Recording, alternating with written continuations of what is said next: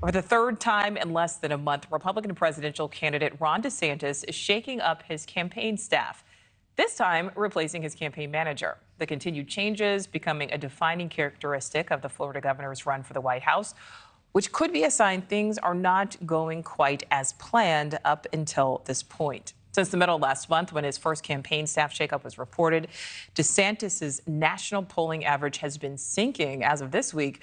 Right now, he's sitting at just 15%. So here now to add some context is Niall Stanage, White House columnist with our partners at The Hill. Niall, thank you so much for your time. So first, we want to start with the newest peg here. DeSantis today, before we talk about the campaign, suspending a Democratic state attorney for alleged neglect of duty.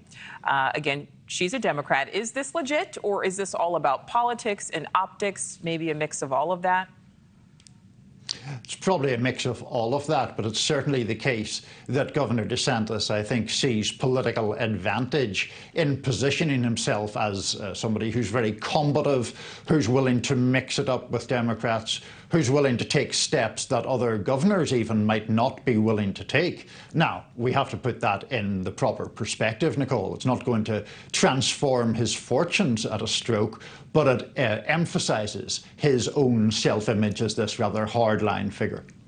All right, so I want to get back to what we started this with, his campaign. This is now the third major reshuffling of his operations staff since his campaign launched. He's now replacing his campaign manager. How do these types of changes really, at this point in his campaign, compare to other campaigns? Other campaigns who are running this year or past campaigns? I think all of them. I mean, is this normal to have this many changes at this point in a campaign? Well, if you're doing badly, it is. I suppose that's the easiest way to answer that. I mean, there is clearly a need to reboot the DeSantis campaign, which, as you noted in your introduction, Nichole, has been sliding in its fortunes since he declared his candidacy. He was actually polling significantly higher before he even became a candidate. So this is part of a retooling of the campaign. It's not just about changing the personnel, of course. The DeSantis campaign is, for example, concentrating on doing smaller, more intimate events. They're reaching out a little bit more to mainstream media. They're hoping that those things can kind of change the trajectory of the campaign. Whether that's true or not, we'll just have to see. All right, so now you mentioned there, focusing on smaller, more intimate events, reaching out to, major media outlets. Do you think we're going to see a major change in how his campaign is being run with this latest change, or is it more about just a personnel change?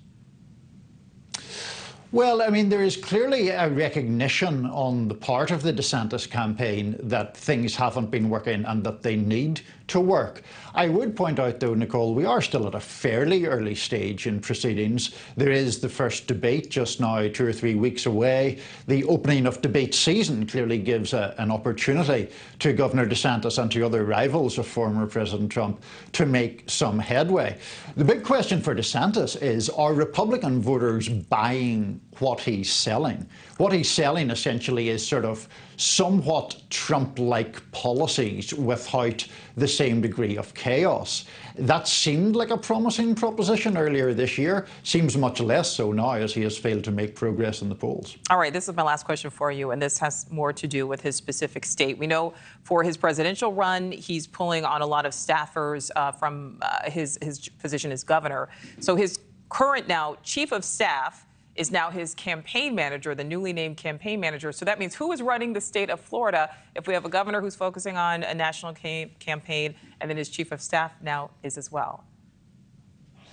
Well, I mean, I suppose Governor DeSantis would say he's still involved and very much discharging his own duties. I mean, the firing that you mentioned in your first or second question shows that he is still, to some degree, focused on Florida matters. To be fair to Governor DeSantis, it's not that unusual for significant office holders to be running for another higher office while still maintaining their current position. I think I'm right that Bill Clinton was still governor of Arkansas when he was running for president back in 1992. So, it's not that unusual for this sort of thing to happen. All right. Niall Stanage with our partners at The Hill. Thank you. Thank you for watching. Go to newsnationnow.com to find News Nation on your television provider. And don't forget to click the red subscribe button below to get more of News Nation's fact-driven, unbiased coverage.